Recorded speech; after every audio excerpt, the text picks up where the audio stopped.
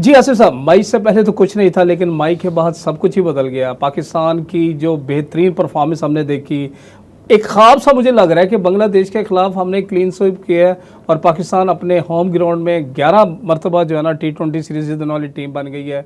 एक रिकॉर्ड है। कैसे देख रहे हैं पाकिस्तान की परफॉर्मेंस को? क्या वर्ल्ड कप की तैयारी हमारी सही जा रही है? देखिए अभी तक तो सही जा रही है। अच्छा। और मेरे ख्याल में क्योंकि वर्ल्ड कप भी होना है ये एशियन कंडीशन में, तो कहीं ना कहीं हमें अभी से देखना पड़ेगा। एक तो चीज़ अच्छी ये होगी कि चले स्पिनर हमारे हमने देख लिया, कुछ दिल को भी करा ली, शादाब भी बॉल कर रहे थे और जो है इब्रार भी, सुलेमान अली आगा भी खुद बॉल कर रहे थे। हमने साइम अय्यूब को इस सीरीज में नहीं आजमाया, नहीं साइम ने जो है ना वो बॉल की है, लेकिन इतना प्रॉपरली हमने तीसरे मैच में हमने उनको किया और उनको दूसरे ओवर में 18 से 20 रन भी कंसीड किए। हाँ बिल्कुल, इससे वरना उससे पहले तो साइम अय्यूब जो है ना वो मुसलसल चल रहा है। लेकिन ताहिर साहब देखिए ओवरऑल अच्छा रिजल्ट मिला। सबसे अच्छी चीज मैं आपको बताऊं, एक इंटेंट की जो कमी हम हमेशा कहते थे हमारी, जब एक आपको मैं बताऊं पावर प्ले में पाकिस्तान ने ये जो पिछले कुछ 6-7 मैचेस हैं उनमें जो पावर प्ले में 60+ रन जो है ना पाकिस्तान ने वो बनाए हैं इन पावर प्लेज में। उससे पहले हम लोग तकरीबन कुछ 4-5 साल कुछ 70 इनिंग्स में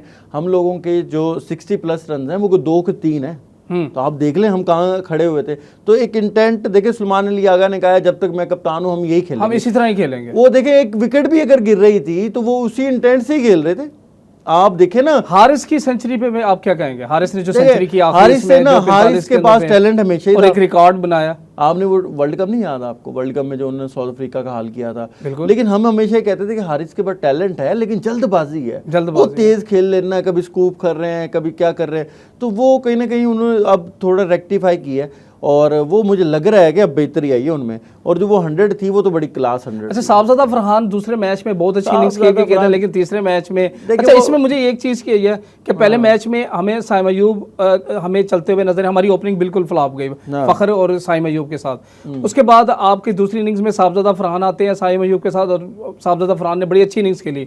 साइम अय्यूब फिर तीसरे जो है ना T20 मैच में वो वहाँ से अपनी जो है ना इनिंग्स को दोबारा रिदम में लेके आते हैं। कहने का मकसद ये है कि हमारी ओपनिंग तो शुरू से ही थी कि हमें ओपनर हमें मिल रहे थे, लेकिन जो सबसे बड़ा जो आसिफ मसला चल रहा था हमारे जो पावर प्ले के बाद जो हमारे 15 ओवर तक की जो गेम जाती थी 7 से 15 ओवर तक, यहाँ पे हमारा जो स्ट्राइक रेट है ना वो बिल्कुल ही गिर जाता था। लेकिन यहाँ पे आप हसन नवाज को क्या, हसन नवाज क्या कमाल बैटिंग करता है। और हालांकि हम उसको पहले टुल्ला या तुक्का प्लेयर कह रहे थे जब वो न्यूजीलैंड की सीरीज में थे। ताहिर साहब अब आपने खुद ही बताया ना कि 5 से 15 ओवर, आपको पता है वो ओवर्स में ऑलमोस्ट स्पिनर्स आ जाते हैं और वहां पर जो हसन नवाज स्पिनर को खेल रहा है तो माशाल्लाह अल्लाह नजरे बद से बचाए, लैया से वो नुमाइंदगी कर रहा है और बहुत अच्छी क्रिकेट खेल रहा है। और आपने जैसे खुद भी अपने उसमें बोला कि किसी मैच में साइम चल रहे हैं, किसी में हारिस चल रहे हैं, किसी में हसन चल रहे हैं, किसी में शादाब अच्छी बैटिंग भी कर रहे हैं, बॉलिंग भी कर रहे हैं, किसी में हसन अली 5 विकेट ले रहे हैं।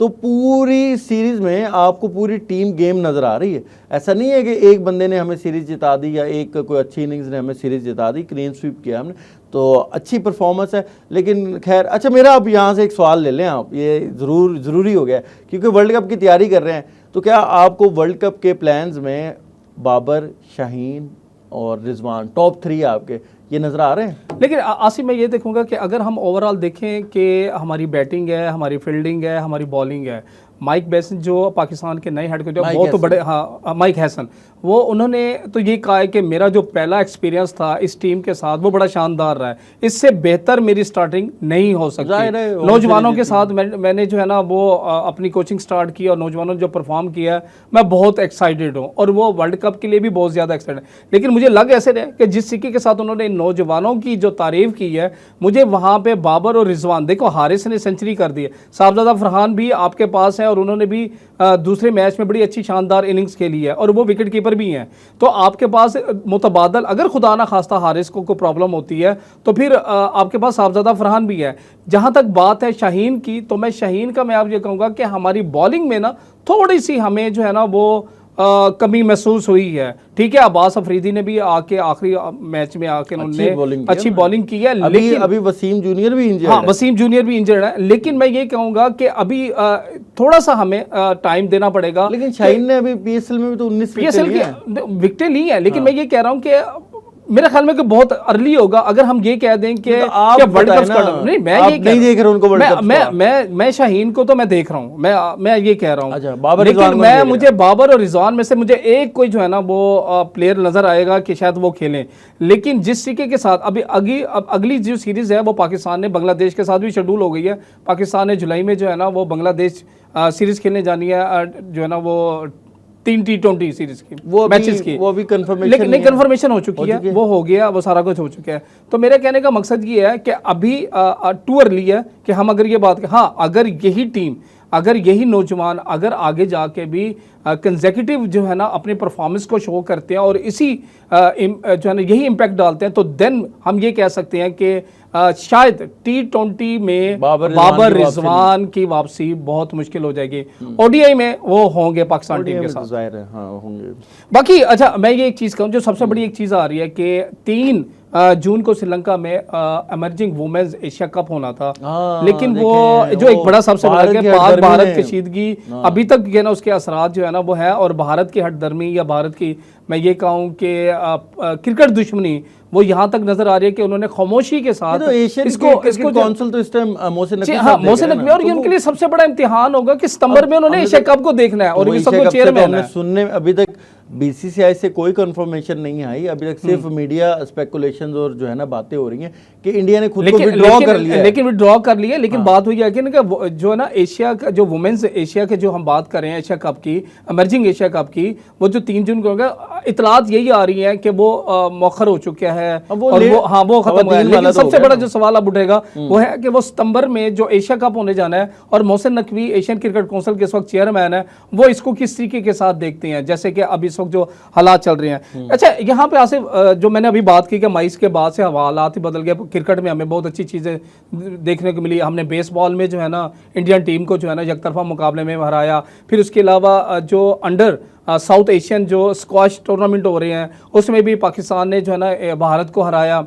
अब अरशद नदीम जो है वो पाकिस्तान के वाहिद वो एथलेटिक बन चुके हैं जिनके पास जो है ना एशिया का भी है और आपके पास जो है ना ओलंपिक का भी गोल्ड मेडल है आपके पास।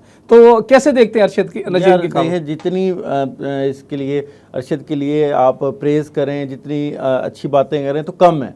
इंटरनेशनल लेवल उन्होंने अपना गोल्ड मेडल पाक फौज के नाम कर दिया। देखिए वो तो माशाल्लाह बहुत अच्छी बात है, लेकिन ये बात है कि अरशद नदीम ओलंपिक्स में जाके जितनी फैसिलिटीज़ मिलती हैं, जितनी एक रिसोर्सेज मिलते हैं, आपसे बेहतर तो कोई नहीं जानता जो हॉकी फेडरेशन में हमारे हॉकी के प्लेयर्स को मिल रहा है। हॉकी फेडरेशन ने कल नेशन कप के लिए भी अपनी जो है ना टीम का ऐलान कर दिया और टीम 8 जून को यहाँ से जा रही है। उनके लिए भी हेड कोच जो ताहिर जमान है, देखिए बहुत ज्यादा क्रिकेट पे बात करते रहते हैं ताहिर साहब, लेकिन जो ये गेम्स है ना और खास पर जेवलिन थ्रो के ऊपर बात हो रही है कि जनाब अरशद नदीम का नाम ऊपर के आया है, तो अरशद नदीम ने यहाँ पर भी एक दफ़ा दोबारा पाकिस्तान को मेरे ख्याल में 53 साल के बाद गोल्ड मेडल, 52 साल के बाद। और देखिए ओलंपिक्स में तो उनका एक वर्ल्ड रिकॉर्ड है ना, एक ओलंपिक्स रिकॉर्ड बना दिया उन्होंने, उसके बाद कॉमनवेल्थ में भी जनाब वो जीते हुए। तो मेरे ख्याल में अरशद नदीम इस वक्त जो है वो बस उनके लिए जितनी भी तारीफें हैं तो वो कम है। हाँ